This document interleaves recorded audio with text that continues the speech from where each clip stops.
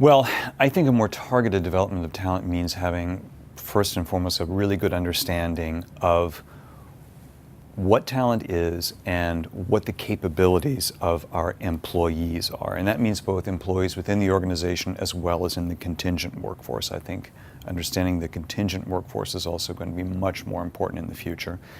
And in particular for large organizations, I think a lot of this really is going to be data-driven.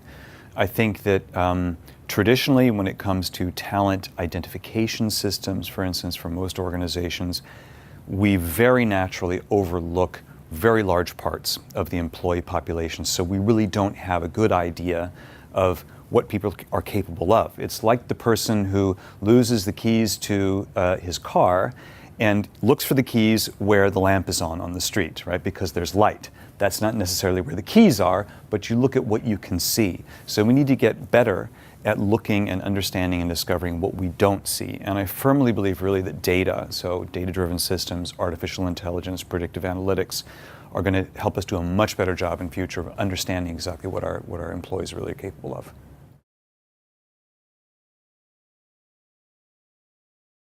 A question to begin with is, are we indeed talking about mass upskilling, or are we indeed talking about upskilling in very specific functions?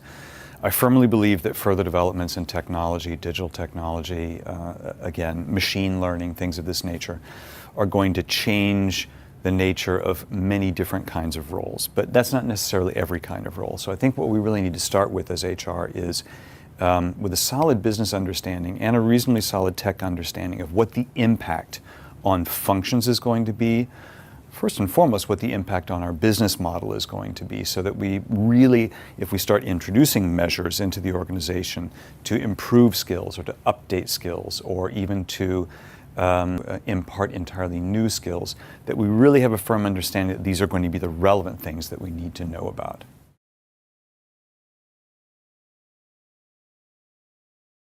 I think that starts with the definition of what actually agility means, and there are very different ways of interpreting agility, in my opinion.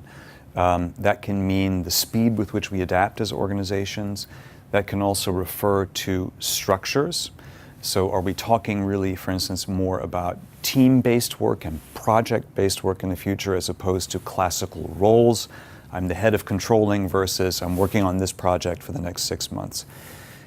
So I think we need to start with a rich understanding of what agility means and what our organizations need in terms of agility. And I really think for the HR organization, again, the major prerequisite here is that HR professionals need to have a really good understanding of what tech is going to mean or what changes in the markets are going to mean for the business models in their companies, and then consequently for the various tasks also within the organization. And then I would say third, as with many of these things, leadership makes a big difference. Most of us really do look to our supervisors or perhaps ultimately to the top of our organization to see what kinds of behaviors are being modeled, what kinds of things are really seen as important. So in particular, if CEOs and board members think that agility is going to be an important capability for their organization in the future, then it's important to start there with them to ensure that they are actually demonstrating and living this kind of approach to business and organizations so that employees see it.